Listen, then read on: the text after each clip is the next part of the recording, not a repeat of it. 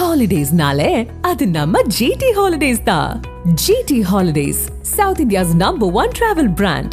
You know you are special when you're with GT Holidays. Karthi, இதில் எப்படி புரிஞ்சிக்க வேண்டியது இருக்குது? இப்போ கூட்டணி அப்படின்ற இடத்தை நோக்கி பயணிக்குதா, அல்லது தாவேகா இப்போ பேச தொடங்கியிருக்கிறாங்க அப்படின்றப்போ நிதானமாக கையாண்டாங்க, இப்போ உண்மையை அவங்க வெளிப்படுத்த தொடங்குறாங்க, உச்சநீதிமன்றத்தினுடைய உத்தரவு அப்படின்றது உண்மைக்கான ஒரு அறிவிப்பாக மாறி இருக்குது அப்படின்ற ஒரு இடத்துல நோக்கி தாவேகா இன்னைக்கு பேசுகிறாங்க இல்லையா? இந்த டிராவல் இருக்கு இல்லையா, அந்த 41 பேருனுடைய மரணத்தின் மீதான இந்த பாதை இருக்குல்ல, இந்த பாதையில் நாம் எந்த இடத்துல நிற்கிறோம்? தொடக்க நிலையிலேருந்து பேசணும் செய்யறதுக்கு நினைக்கிறேன். இந்த 41 பேரோட மரணத்துக்கு பொறுப்பேற்க வேண்டியவர் விஜய். காரணக்கர்த்தாவும் விஜய் தான். அதாவது விஜயை பொறுத்த வரைக்கும் திரைத்துறையில் குறித்த நேரத்துக்கு படப்பிடிப்புக்கு போயிடுவாரும்பாங்க. சிவாஜி கணேசன் மாதிரி நேரம் தவறாமல் கடைபிடிப்பார் அப்படின்னு அவரே ஒரு காணொலியில் பேசுவார். 6 மணிக்கு படப்பிடிப்புனா 6 மணிக்கு போயிடுவேன், 7 மணிக்கு அவங்க எடுத்தாலும் பரவாயில்ல, நான் 6 மணிக்கு போயிடுவேன், 6:05 போனாலே குற்ற உணர்ச்சியாக இருக்கும் அப்படின்னு பேசுவார். அப்படி நேரம் தவறாமல் கடைபிடிக்கக்கூடியவர் அவர்.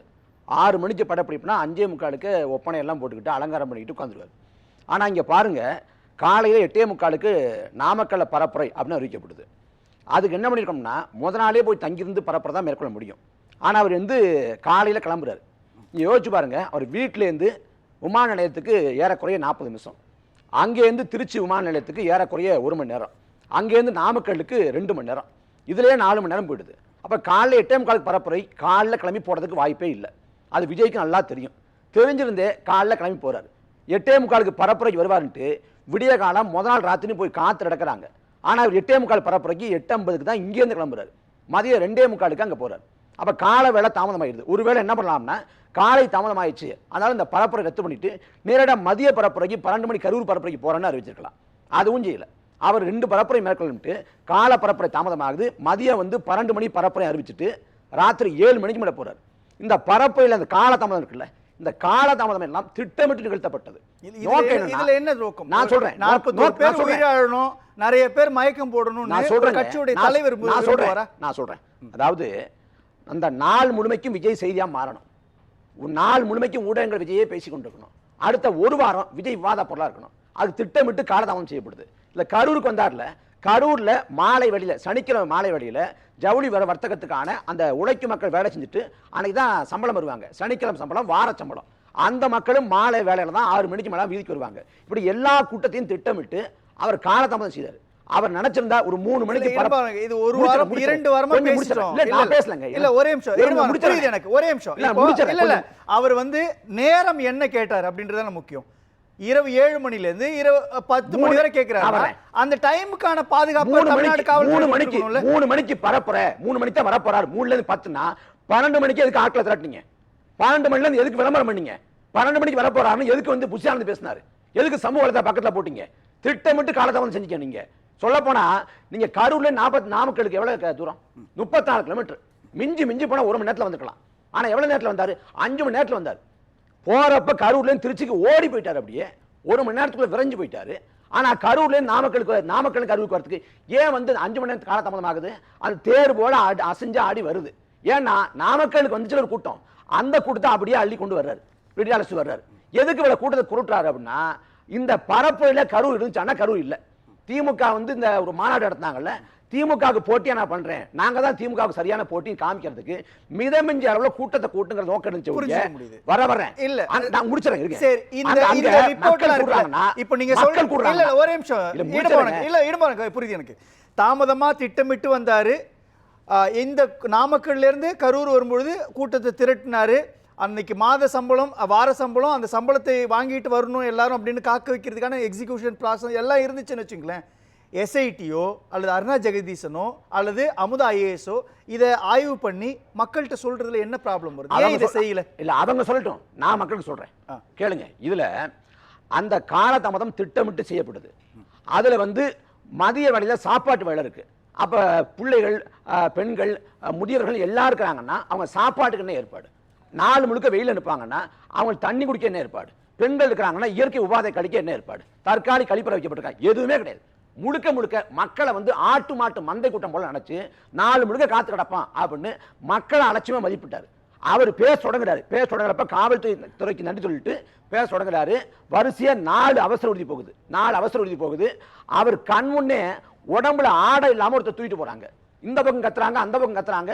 அதுல ஒரு ஒரு பையன் அவன் வந்து சைகை மொழியில சொல்றான், இங்க 10 பேர் கிடக்குறாங்க பாருங்க பாருங்கிறான். யாருமே பார்க்கலங்கிறப்ப தள்ள அடிச்சுக்கிறான்.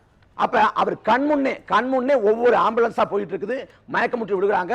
அவர் பேச்சை நிறுத்தவே இல்லை. அவர் எழுதி கொடுத்த ஸ்கிரிப்டை வாசிச்சவங்கத்துல தெளிவா இருந்தார். அப்ப அந்த மரணங்கள் நிகழ்ந்துருச்சு. ஒரு தலைவனை என்னங்க பண்ணிருக்கணும், உடனடியா நீங்க களத்துக்கு போக முடியாது. நீங்க சேலத்துல இல்ல நாமக்கல்ல திருச்சியில போய் தங்கிட்டு 2ஆம் கட்ட 3ஆம் கட்ட நிர்வாகிகளை வந்து அழைப்படுத்து, நீங்க எல்லாம் களத்துக்கு போங்க, பாதிக்கப்பட்ட மக்களை பாருங்க, உதவி பண்ணுங்க. ஆதவர்ஜனா நேத்திக்கு சொல்றாரு. யார் வந்தா? இல்ல ஆதவர்ஜனா யார் வந்தா? கரூர் எல்லையில இல்ல அவரு தெளிவா சொல்றாரு, கரூர் எல்லையில தான் நின்னு இருக்கோம், நீங்க வேணும்னா சிக்னலை பாருங்க. யார் வந்தா?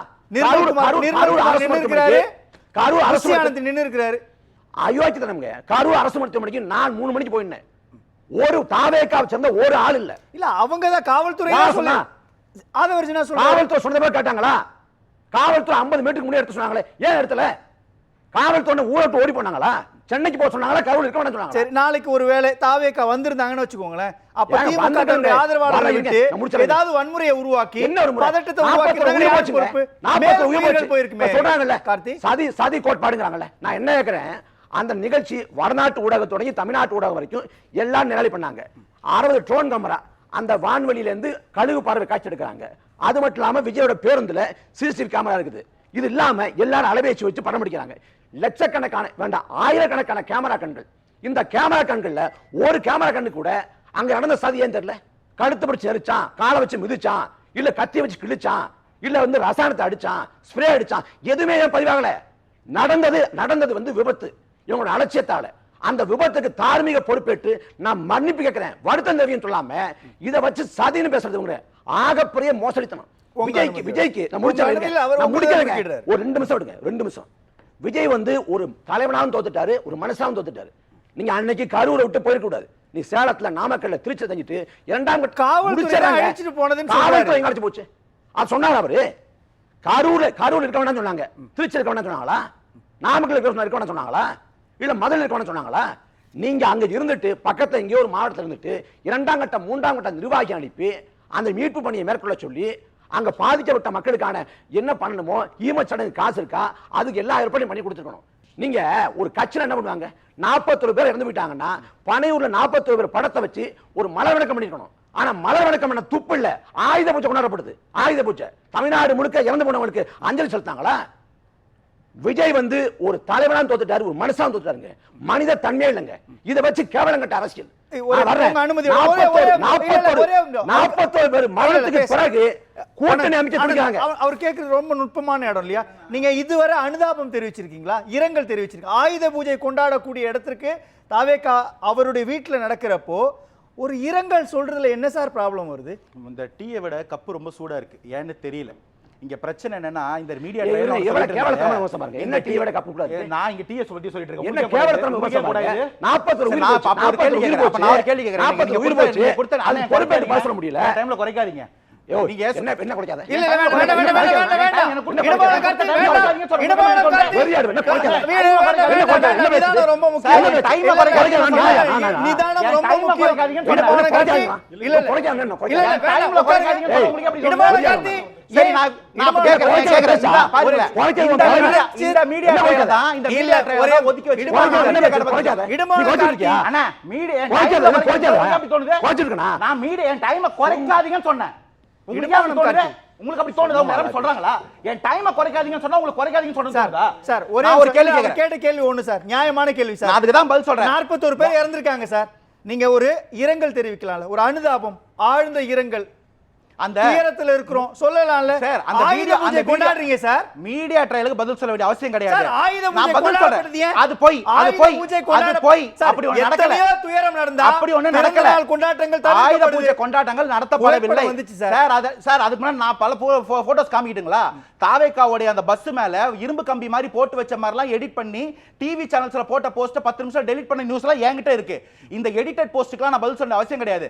உங்களுக்கு இந்த இடத்துல கொண்டாடப்படல இல்லங்க. இந்த இடத்துல தாவேகா தான் குற்றவாளின்னு ஒரு ட்ரையல் நடத்தி அன்னொரு பதில் சொல்லிட்டாரு பாருங்க. அங்க வந்து சதியே நடக்கல. அப்புறம் சிபிஐயோ சுப்ரீம் கோர்ட் என்ன பண்ண போறாங்க? நான் ஒன்னு கேக்குறேன், ஓடி போயிட்டாருன்றீங்களா? நான் ஒரு ரொம்ப அடிப்படையா ரொம்ப தார்மீகத்தோட ஒரு கேள்வி கேட்கிறேன்.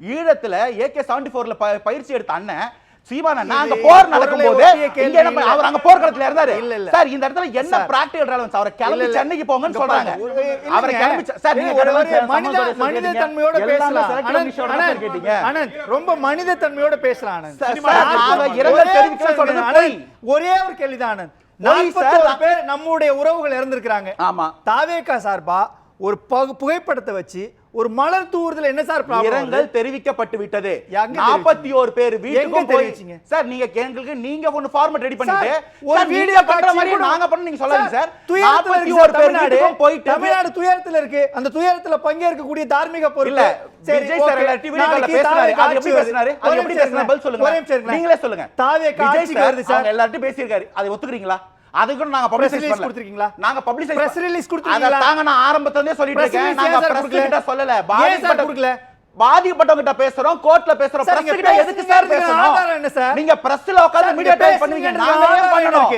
என் கேள்வி அதுதான் என் கேள்வி ரொம்ப பேசுங்க சார் எனக்கு ஒரு 30 செகண்ட் கொடுங்க சார் ஒரு 30 செகண்ட் கொடுங்க பாதிக்கப்பட்டவங்க எல்லா வீட்டுக்கும் போயிட்டு ஒரு குழு அமைச்சு அரவிந்த் சார் அவரோட தலைமையில அவங்க வீட்ல போய் வீடியோ கால் பேசினாரு அதை நாங்க பிரஸ் ரிலீஸ் கொடுத்தோமா அந்த மக்கள் கிட்ட பைட் எடுத்து தான் டிவி போட்டிருக்கு இது போல அவங்களுக்கு நாங்க ஆறுதல் தெரிவிச்சதோ விஜய் சார் வீடியோ போட்டு அவங்க கிட்ட மன்னிப்பு கேட்டு ஆறுதல் தெரிவிச்சதோ கோர்ட்ல போய் நிக்கிறதோ எது தீர்வோ நாங்க தீர்வு நோக்கி போயிட்டு இருக்க அரசியல் திரும்ப மீடியாக்கு வரல மீடியால போட்டோ வைக்கல நீங்க போட்டோ வச்சு இரங்கல் தெரிவிச்சா நாங்க வீட்டுக்கு போய் பேசுறோம் வீட்டுல போய் கூட நிக்கிறோம் எல்லாருக்கும் என்ன பிரச்சனைன்னு பாக்குறோம் குடும்பங்களை தத்தெடுத்து வேலை செய்யறோம் நீங்க ஏன் சார் முடிவு பண்றீங்க இப்படிதான் செய்யணும் நீங்க சொல்றீங்கன்னு கேக்குறேன் பேசலாம் நெடும்பான கருத்து இது எப்படி நீங்க அதாவது ஒரு மலிவான அரசியல் நடக்குது சதிங்கிறது இப்ப சதி நீங்க சொன்னீங்க இவர் முடிச்சிருங்க அதாவது திமுக அரசு மீது எனக்கு விமர்சனம் இருக்கு நியாயமா பார்த்தா இதை விஜயை கைது பண்ணிருக்கணும் புஷ்யானந்தன் நிர்மல்குமாரை கைது பண்ணிருக்கணும் ஏன் கைது பண்ணாம விட்டாங்கன்னா கைது பண்ணா அரசியலா வந்து அந்த பக்கம் லாபம் அடையுமோ அப்படின்னு நினைச்சுக்கிட்டு முழுக்க தாவேகா காப்பாற்றி விட்டது திமுக இது முதல் குற்றச்சாட்டு அப்புறம் இதுல வந்து சதி நிகழ்ச்சிங்கிறாங்க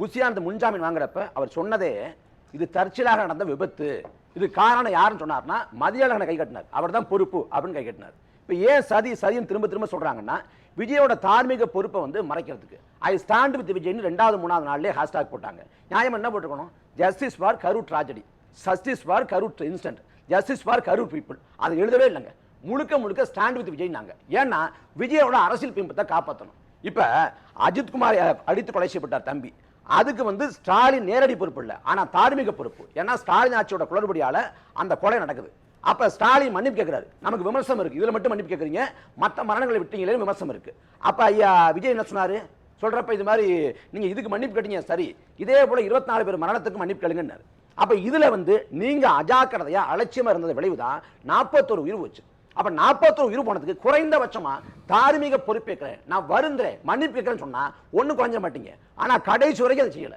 சொல்லிட்டோம்னா நம்மளோட பொலிட்டிக்கல் மைலேஜ் வந்து பின்னாடி போயிடும் அப்படிங்கிற எண்ணம் இப்ப என்ன நடக்குதுன்னா இந்த 41 மரணங்கள் நிகழ்த்திட்ட பிறகு இந்த சூழலை அடிப்படையாக வச்சுக்கிட்டு ஒரு கூட்டணி அமைக்க அதிமுகவும் பாஜகவும் முயற்சி பண்ணுது அதுக்கு தான் இந்த மத்திய புலனாய்வுத்துறைக்கு போயிருக்குது மத்திய புலனாய்வுக்கு போறத தாவேகா வரவேற்கதா இருக்குதா ஏன்னா அஜித் குமாரை வந்து கொலை பண்ணதே காவல்துறை கொலை பண்ணி காவல்துறை விசாரிச்சா சரியா இருக்காது சிபிஐ வேணும்னு கேட்டாங்க அப்ப எதிர்த்தது இதே தாவேகா அப்ப என்ன சொன்னாங்க எஸ்ஐடி இருக்க சிபிஐ இருக்குன்னு கேட்டாங்க இப்ப இந்த சமயத்துல உங்க வாதத்தின்படியே மத்திய பாஜகவின் கைப்பாக இருக்கக்கூடிய இந்த சிபிஐ எதுக்கு ஓடுறீங்க எதுக்க வேண்டியதானே இப்ப என்ன நடக்குது இதை தாண்டி என்னன்னா ஒரே செய்ய மட்டும் 41 உயிர் போச்சுங்க இந்த 41 உயிரோட வலி இழப்பு ஒரு மரணங்கிறது குடும்பத்தை எப்படி கொடுக்கும்னு சத்தியமா தெரியலங்க அதுல ஒரே ஒரு சொன்ன மட்டும் சொல்லிடுறேன் ஒரு கண் பார்வையற்ற தாய் சக்கரை நோயால கண் பார்வை இழந்த ஒரு தாய் அந்த தாய்க்கு ஒரே மகன் அந்த மகன் நான் சம்பாதிச்சு உன் கண் பார்வை கொண்டு வந்துருவேங்கிறேன் அந்த தாய் இறந்துட்டு அந்த தாய் வந்து தன் மகனை இழந்துட்டா அதே போல பேச திறனற்ற ஒரு மாற்றுத்திறனாளி தாய் தன் மகனை இழந்துட்டா அவங்க எல்லாம் மகனை இழந்துட்டாங்க அவங்க வாழ்க்கை என்னங்க பிடிமான இருக்கு நீங்க எதுக்குங்க வாழணும் பொண்டாட்டியும் பிள்ளை இழந்துட்டு ஒரு ஆள் நிக்கிறாருங்க இப்படி 41 மரணங்களுக்கு ஏறக்குறைய 35 குடும்பம் முடிஞ்சு போச்சுங்க வாழ்க்கை எதுவுமே இல்லைங்க நம்மளுக்கு வாழ்றதே அர்த்தம் இல்லைங்க அளவுக்கு வாழ்க்கை முழுக்க வழியா இருக்குங்க ஆனா குறைந்தபட்ச மனிதத்தன்மை இல்லாம தாவேக்காவோட வழக்கறிஞர் சொன்னாரு எங்கேயோ செத்து போன பணத்தை கொண்டாந்து இங்க போட்டாங்கன்னு பேசாரு எவ்வளவு வலிக்கு நமக்கு பேசுறோம்